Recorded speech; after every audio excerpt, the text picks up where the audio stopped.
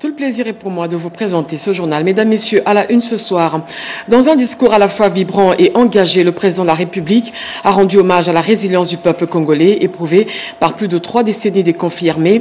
En outre, Félix Tshisekedi a appelé à une refondation des relations internationales basée sur la réciprocité et la responsabilité mutuelle. Guillaume Gueffa intensifie sa tournée d'inspection ce mardi. Le ministre d'État de la Justice et garde des Sceaux a visité les parquets et tribunaux, question d'évaluer le fonctionnement et les conditions de travail dans lesquelles évoluent les magistrats. Enfin, la RDC participe au 8e sommet mondial sur le financement rural et agricole qui se tient à Mombasa au Kenya. Un grand rendez-vous qui vise à trouver des stratégies pour lutter contre la faim d'ici 2030. Ça sera tout pour les titres. Mesdames, Messieurs, bonsoir et bienvenue aux 20h. Félix Tshisekedi a pris parole ce mardi à l'ouverture du 2e sommet mondial pour le développement social organisé sous l'égide des Nations Unies à Doha, au Qatar. Dans son mot, le chef de l'État a salué la résilience du peuple congolais malgré plus de 30 années de cycles de violences armées, de pertes en vies humaines et des déplacés massifs. Outre cette question, le chef de l'État a présenté les réformes engagées par la RDC pour éradiquer la pauvreté. Un reportage de la presse présidentielle. Chefs d'État et de gouvernement, acteurs majeurs du secteur du développement se sont réunis ce mardi 4 novembre au Centre national des congrès du Qatar afin de prendre part au 2e sommet mondial pour le développement social organisé par les autorités qataries sous l'égide de l'Assemblée générale des Nations unies. Figurant parmi les intervenants de ce mardi, le président de la République démocratique du Congo, Félix Antoine Tshisekedi Tshilombo, a clairement présenté le développement social comme le cœur de son projet national avec un cap: reconstruire un pays plus juste, plus équitable et plus solidaire. Dès le début de mon mandat, j'ai engagé le pays dans une transformation profonde de notre modèle de développement, rompre avec une vision purement extractive et centralisée pour bâtir une économie tournée vers l'humain, vers la justice sociale, vers l'égalité des chances entre territoires et vers la paix. Cette orientation repose sur 3 convictions. La dignité ne se négocie pas. Aucune paix durable n'existe sans justice sociale. Pour rendre ces principes réels et vérifiables, nous avons lancé des réformes majeures. Premièrement, la protection sociale. La République démocratique du Congo a entrepris une réforme ambitieuse fondée sur la couverture santé universelle. Depuis 2023, les soins sont gratuits pour les femmes enceintes, les mères et les nouveau-nés.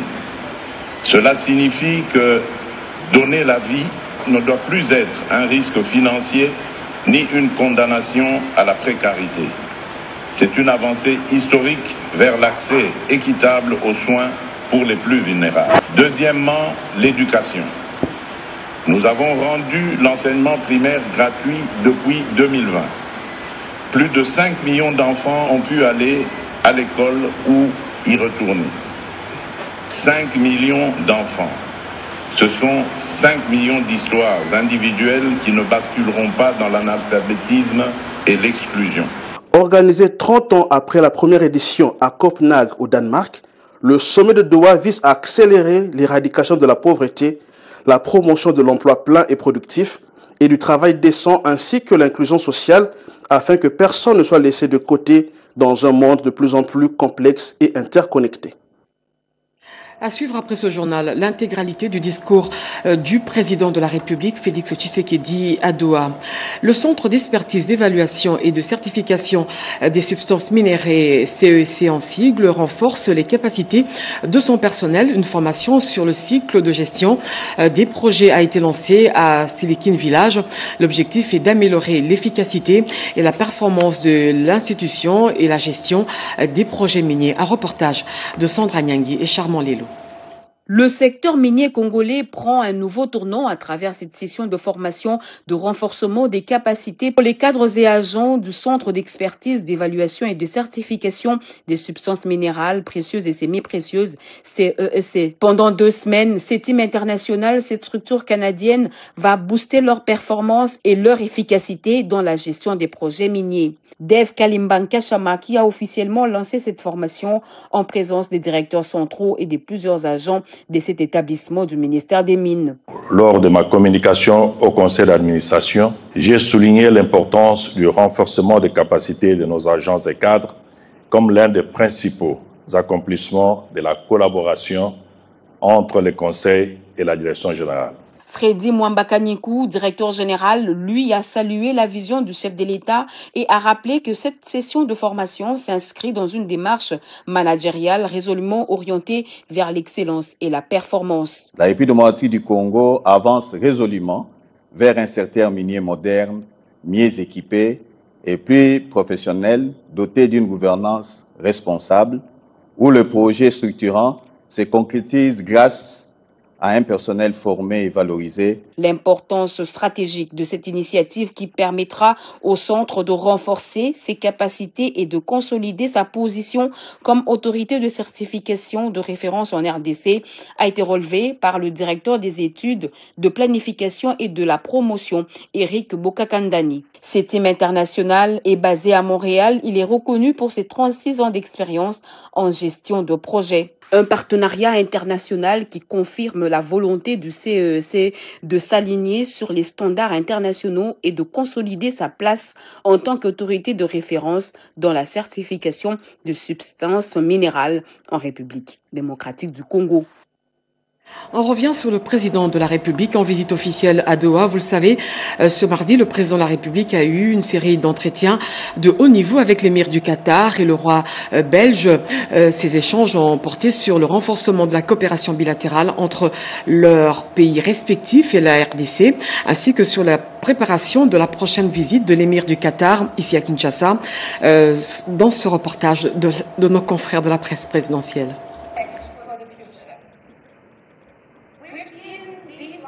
En marge de sa participation au 2e sommet mondial pour le développement social qui s'est ouvert ce mardi à Doha au Qatar, le chef de l'État s'est entretenu successivement avec Sa Majesté Philippe, roi des Belges, et Cheikh Tamim Ben Hamed Al Thani, émir du Qatar. Avec le souverain belge, le président Félix Tshisekedi a évoqué le projet de création du couloir vers Kivu-Kinshasa. Convaincu par cette idée d'importance majeure pour l'univers, le roi Philippe a encouragé le président de la République à poursuivre sa mise en place. Il a par la même occasion présenté l'Agence belge de coopération internationale ENABEL en sigle, ainsi que le secteur privé belge pour l'accompagnement de ce projet. Le souverain belge s'est dit prêt à soutenir le chef de l'État dans la réalisation de cet objectif et l'a rassuré de son accompagnement personnel à chacune des étapes. Pour sa part, le président de la République a salué l'engagement du roi des Belges à ce sujet. Le chef de l'État a rappelé l'importance de ce projet et son impact positif sur l'humanité tout entière. Il a réaffirmé sa volonté d'avancer avec la Belgique et d'autres partenaires intéressés avec un point d'honneur pour le secteur privé dans une attitude d'ouverture d'esprit. La visite prochaine à Kinshasa de l'émir du Qatar et l'évaluation des processus en cours étaient au centre de l'audience que Cheikh Tamim Ben Hamed a accordée au chef de l'État à la suite de son intervention au 2e sommet mondial pour le développement social. Loin d'être une simple rencontre protocolaire, ce tête-à-tête entre l'émir du Qatar et son hôte congolais a été une occasion de renforcer les relations bilatérales entre la RDC et le Qatar, 2 pays qui entretiennent d'excellentes relations de coopération, aussi bien sur le plan diplomatique, politique et économique, allant dans le sens du développement de leur peuple.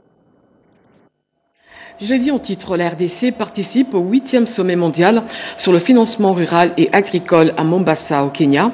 L'objectif de cette rencontre est de trouver des mécanismes pour lutter contre la faim d'ici 2030. Lucie Lavichisenda, Patrick Kachala. À moins de 5 ans de l'échéance fixée par l'agenda 2030, les membres de l'Association africaine de crédit rural et agricole Africa en sigle se sont retrouvés à Mombasa, au Kenya, en vue de réfléchir sur les politiques de financement appropriées à mettre en œuvre pour éliminer la faim dans les mondes. Ces 8e assises mondiales du financement rural et agricole avaient pour thème construire les systèmes alimentaires locaux résilients avec comme focus le rôle des mécanismes de financement robustes. Parmi les résolutions importantes de cette rencontre, l'accroissement des revenus de l'Africa de 85%, l'inscription des résolutions de Kinshasa dans les politiques de l'agenda des 8e assises mondiales et le maintien du premier vice-gouverneur de la Banque centrale du Congo, Dieudonné Fikiri Alimasi, comme président des grandes banques au sein du comité exécutif de cette institution. Aujourd'hui, l'humanité fait face à une équation complexe. Il s'agit de nourrir une population croissante, préserver les ressources naturelles, s'adapter au changement climatique et réduire les inégalités. Nous sommes conviés, chaque institution, en ce qui la concerne, à parvenir à définir et à mettre en œuvre la politique rurale et agricole, ainsi que les stratégies appropriées pour redynamiser le financement du secteur agricole selon l'approche innovante de partage de risques dans le financement de la chaîne de valeur agricoles, afin de disposer des systèmes alimentaires locaux résilients. Le ministre de l'Agriculture du Kenya ainsi que les différentes associations alimentaires et mondiales, notamment la FAO, la FIDA et autres, ont pris part à ces travaux. En dehors de nos frontières, le Nigeria et la RDC renforcent leurs liens d'amitié et de coopération. Une nouvelle étape vient d'être franchie avec le lancement officiel de la Fondation d'amitié RDC-Nigeria, une initiative destinée à consolider les relations économiques et culturelles. C'était en marge du Forum d'investissement et de partenariat économique RDC-Nigeria. Christine Lenzo, notre envoyée spéciale. Le Forum d'investissement et de partenariat économique RDC-Nigeria vient de se tenir à Lagos, de renforcer les liens culturels et de booster la coopération multisectorielle entre le Nigeria et la RDC, deux grands géants d'Afrique subsaharienne. Ce forum s'inscrit dans la vision du président de la RDC, Félix-Antoine Tshisekedi Tshilombo, visant à renforcer la coopération entre les pays frères d'Afrique. Parmi les participants, des femmes et hommes d'affaires du Nigeria et d'ailleurs aussi des dignitaires, parmi eux le patriarche Jonas Mukamba, président du comité des sages du Sénat de la RDC, venu prendre part à ce forum organisé par la CNFF, la Fondation d'amitié RDC-Nigeria, créée à l'initiative du Congolais. L'ambassadeur Jean Bakole, haut fonctionnaire international et directeur régional honoraire de l'ONUDI pour l'Afrique centrale et de l'Ouest. Le second lancement est prévu en RDC en 2026. Il s'y est de rappeler qu'après les représentants de l'ancien président Obasanjo, l'assistance a suivi plusieurs autres intervenants, spécialement les doyens des sénateurs congolais Jonas Mukamba. Permettez-moi de féliciter notre fils, son Excellence ambassadeur Jean Bakole. Vous connaissez bien pour l'avoir travaillé au Nigeria en qualité de directeur régional de l'ONUDI. Jonas Mukamba a aussi lancé un appel pressant aux autorités du Nigeria d'apporter un soutien fraternel aux efforts remarquables du président de la RDC, Félix-Antoine Tshisekedi Tshilombo, dans sa quête pour les retours de la paix durable dans la partie est de notre pays. Juste après, les invités ont suivi différents témoignages, la projection d'un document sur l'amitié RDC-Nigeria, des spectacles culturels suivis de la remise des trophées, notamment au patriarche Jonas Mukamba, à la première ministre Judith Suminwa Tuluka, à l'ambassadeur de la RDC au Nigeria, Pascaline Yakivu. À Kinshasa, le ministre d'État de la Justice et garde des Sceaux, Guillaume Gueffa, a poursuivi hier lundi sa tournée d'inspection dans les différentes juridictions de la capitale. Le but de cette démarche est d'évaluer le fonctionnement des parquets et tribunaux ainsi que les conditions dans lesquelles évoluent ou travaillent les magistrats et agents de l'appareil judiciaire, qui s'inscrit dans la volonté du gouvernement, celle de renforcer l'efficacité de la justice. Eurydice Kitutu et Camille Djoké. En se rendant dans les différents tribunaux et parquets de Kinshasa, le ministre d'État, ministre de la Justice et garde de Sceaux, Guillaume Gueffa, veut donner un nouvel élan à la réforme du secteur judiciaire. Une descente qui a révélé de nombreuses faiblesses et difficultés dans le système judiciaire, de l'auditorat et tribunal militaire de Kinshasa-Matete, en passant par les parquets et tribunaux de paix de Kinshasa-Lemba, Matete, Kalamu, Asosa, Kasavubu, sans oublier les tribunaux pour enfants, du commerce et du travail. Le constat est le même. Bâtiments vétustes, manque de matériel didactique, effectifs insuffisants, archives mal conservées, conditions de détention précaires, pas de prise en charge médicale, pas de primes arriérées de salaire, insolvabilité dans certaines juridictions, locataires chez les privés, cas du parquet de grande instance de Lemba menacé depuis 2012 de déguerpissement. Nous espérons de lui un changement par rapport aux conditions des magistrats, par rapport à notre sécurité. Il a un défi à relever. Il doit faire quelque chose urgemment. Il a visité les cabinets des juges, il a visité les parquets. Parfois, nous utilisons nos propres moyens de bord pour nous mettre dans des conditions utiles pour le travail. Après, nous avons réussi. La famille de Papa Omba, le propriétaire de cette parcelle, qui nous a dit qu'il avait un jugement de déguerpissement et qu'à tout moment, on pouvait nous mettre dehors. Nous avons pris les soins de voir nos autorités hiérarchiques pour leur soumettre ces problèmes. Un diagnostic de terrain qui ouvre la voie à Guillaume Gueffa, qui compte dresser un état de lieux complet pour mieux orienter les réformes en cours dans le secteur de la justice. Et puis la pluie qui s'est abattue ce mardi matin ici à Kinshasa a remis à la surface tous les déchets et immondices. Certains inciviques en ont profité pour vider leurs ordures. Un comportement incivique dénonce les Congolais. Richard Kalala a fait un tour dans quelques coins de la capitale.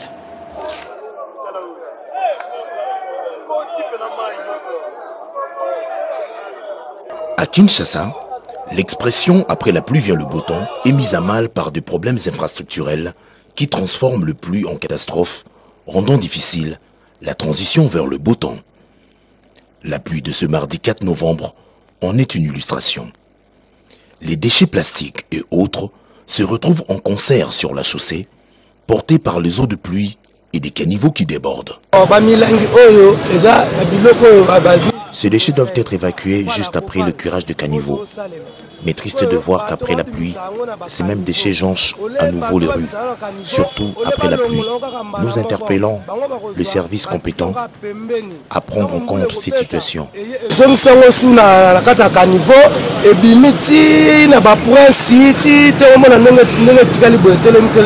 Sur la question de comment faire pour remédier à cette situation, cet usager de la route n'abdique pas.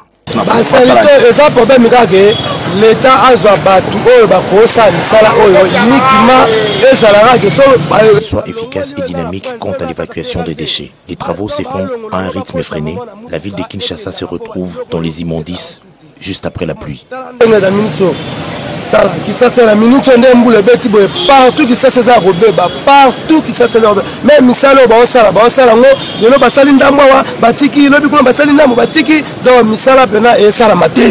face à ces dilemmes, il y a lieu d'interpeller les consciences, mais surtout l'incivisme de populations qui profitent de la pluie pour couler leurs déchets. La brigade d'assainissement aura besoin de toutes ses armes pour pallier à cette situation.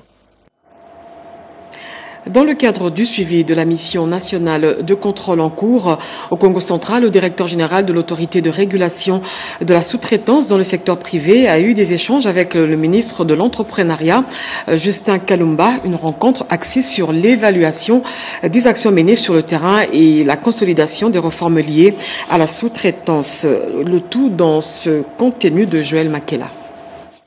L'autorité de régulation de la sous-traitance dans le secteur privé, ARESP, poursuit son offensive sur le terrain. En mission de contrôle dans la province du Congo central, la première étape d'un déploiement national, son directeur général, Miguel Kachel Katembe, a présenté un rapport d'étape au ministre de l'entrepreneuriat, Justin Kalumba, lors d'une réunion stratégique à Kinshasa. À travers cette mission, l'ARESP entend vérifier le respect des lois sur la sous-traitance et promouvoir une véritable appropriation du contenu local, socle d'un développement économique inclusif. Le ministre Kalumba a salué la qualité du travail déjà accompli, tout en réitérant son soutien à cette initiative cruciale pour l'assainissement du climat des affaires.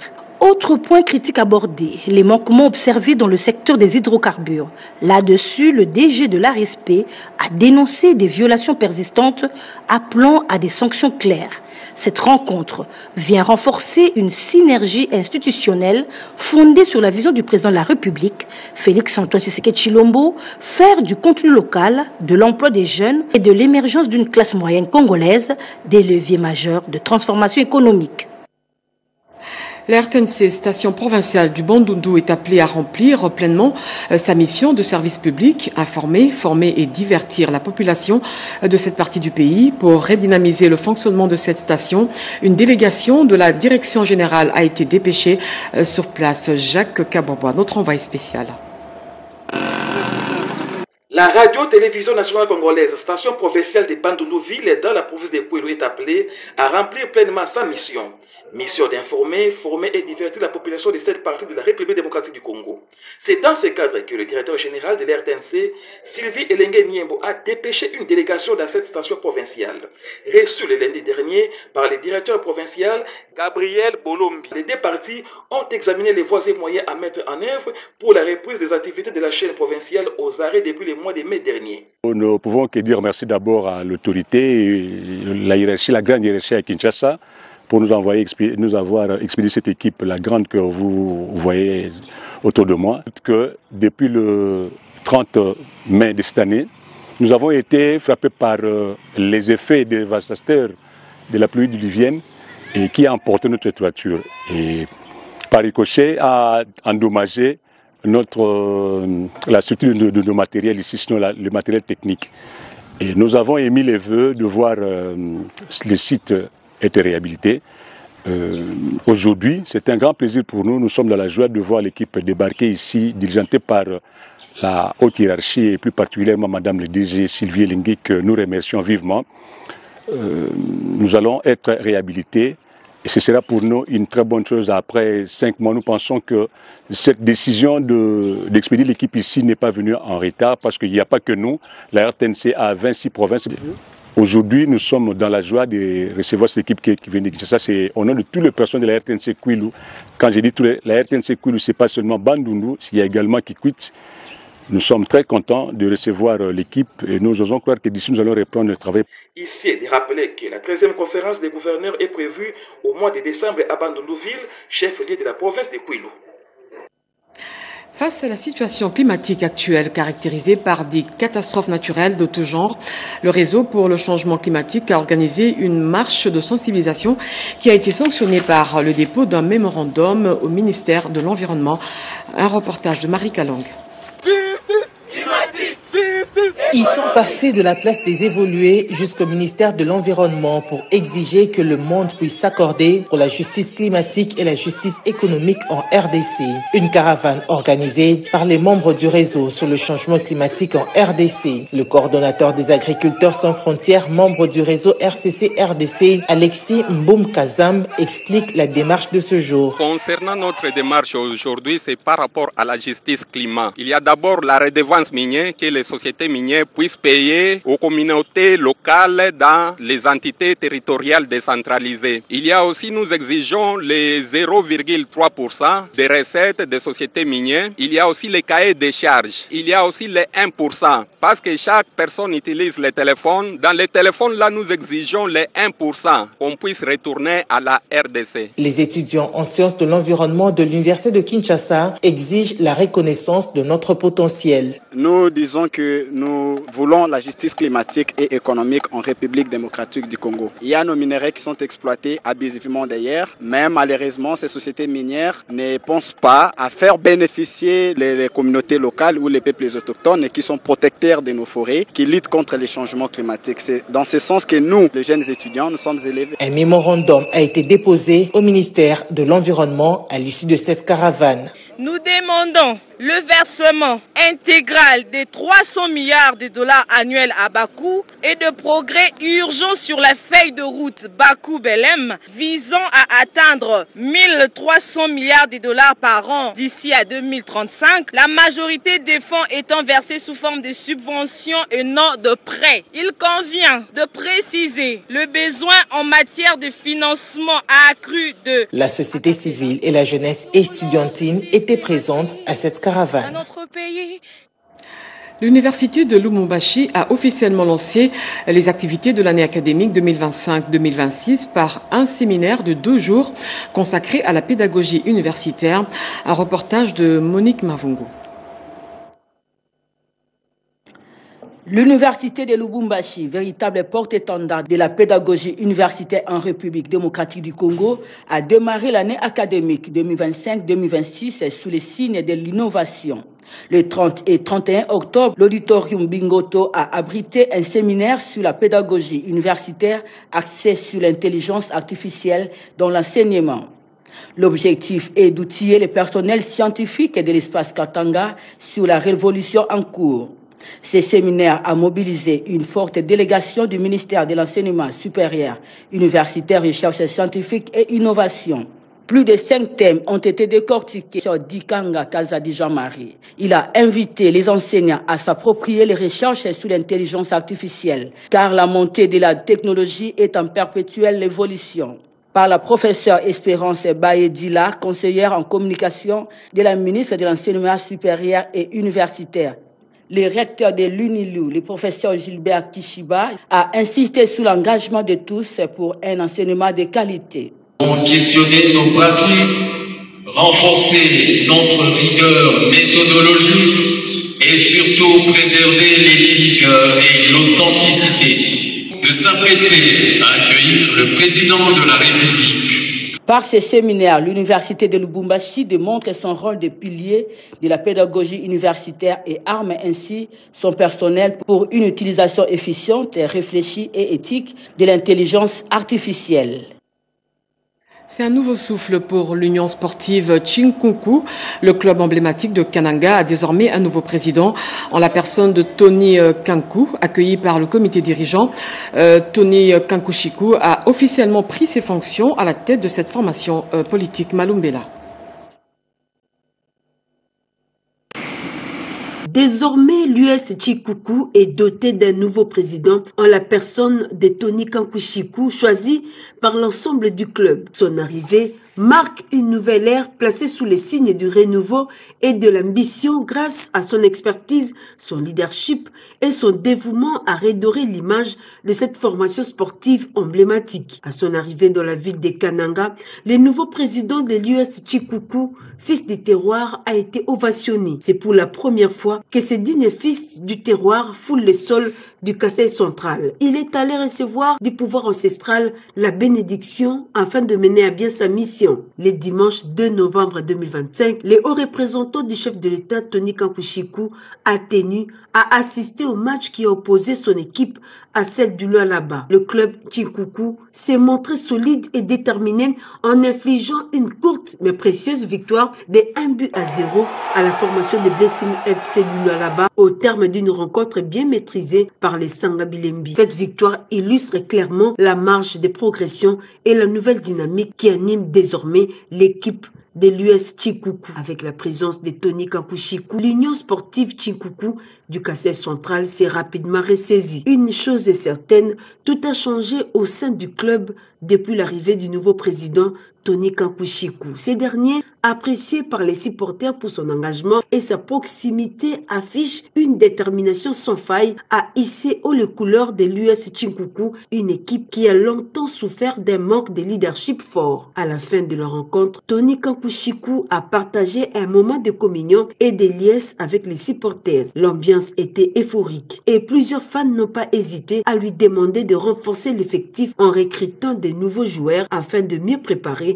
les prochains défis de la saison. En prévision de l'élection du président du bureau de l'Assemblée nationale, le secrétaire général de l'UDPS et président intérimaire du parti, Augustin Kabouya, a mobilisé les députés du parti pour une mise en ordre de bataille tout en rappelant les valeurs de discipline et de loyauté. Alain Bikaï.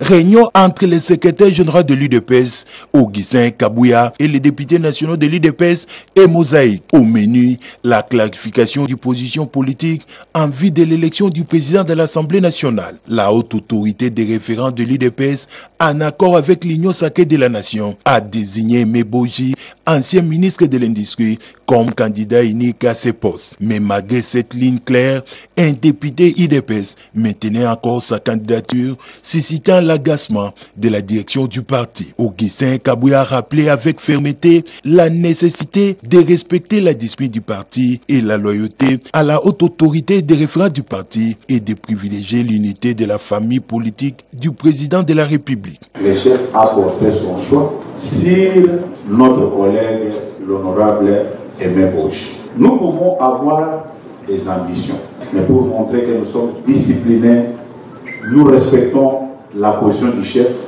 nous courons derrière le temps, il y a beaucoup de choses à faire. Cherchons à ce que les bureaux actuels formalisent cette étape-là, qu'on aille vite, que notre chambre ait son président, son rapporteur adjoint, c'est tout. Concernant la tenue du congrès du parti prévu aux premières quinzaines du mois de décembre, Augustin Kabouya est revenu sur les directives de la haute autorité des référents du parti et la mise en place imminente de deux commissions pour préparer ces assises de tous les enjeux pour les partis présidentiels et celles chargées pour la rédaction des nouveaux statuts du parti. Félix Tshisekedi, une révolution politique, c'est le titre de l'ouvrage de Max César Lokate Itoko, journaliste à la RTNC, un livre qui sera bientôt porté sur le fond baptissimo.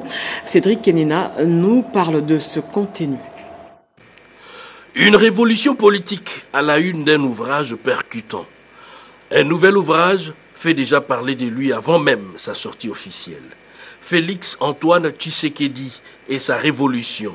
Des réformes audacieuses pour un Congo fort et prospère, signé par le journaliste de la RTNC Max César Lokate Itoko Bakandolinga. Dans ses livres, l'auteur retrace les parcours politiques du président congolais en mettant en lumière les choix stratégiques qui ont marqué une rupture avec l'ancien système. La fin de la coalition FCC-Cash y est présentée comme un tournant historique, symbole d'une volonté assumée de refonder l'action politique. Le président de la République vient de prendre une décision capitale, une décision courageuse, d'une manière unilatérale, pour rompre avec la coalition FCC-Cash. Et donc, le président de la République venait de rompre cet ordre politique ancien qui, en fait, était composé de cette coalition FCC-Cash. Vous vous rendez compte, en psychologie, lorsqu'on parle de l'acte volontaire, il y a 4 étapes. D'abord, on commence par la conception de l'idée. Après la conception de l'idée, il y a la délibération, décision, les propositions contre, ainsi que les propositions pour. Après la délibération, vient une étape importante qu'on appelle la décision. On prend la décision et enfin, on passe à l'exécution de la décision. Dans un style accessible et documenté, Lokate plonge le lecteur dans les coulisses d'une transformation ambitieuse, faite des réformes, des prises de risques et des promesses pour un avenir meilleur. L'ouvrage, en cours de finalisation, s'annonce déjà comme une référence incontournable pour comprendre les enjeux du mandat de Félix Antoine Tshisekedi. Pour boucler ce journal, ce communiqué, le ministère de l'Intérieur, Sécurité, Décentralisation et Affaires coutumières informe les animateurs des institutions provinciales que la rencontre prévue avec le vice-premier ministre Jacques Machabani aura lieu demain, mercredi 5 novembre 2025, à l'hôtel Golden Tulip, situé dans l'enceinte de la cité Kinshasa Oasis, heure 9h. La présence de tous les animateurs des institutions provinciales de la République est vivement souhaité. C'est un communiqué signé Jean Baelongadi Iteku, directeur du cabinet. Fin de ce journal, rédigé par Gauthier Kiassi, sous la direction de Oscar Mbalkaïj. Pati Tondouangou était à la coordination, Monique Mavungu et Papingui Namao l'ont réalisé pour vous. L'actualité continue à 23h avec Jacques Meji à la prise de vue Chikobi Ponda. Je vous retrouve la semaine prochaine. Demain, retrouvez Sandra Nyangui à 20h.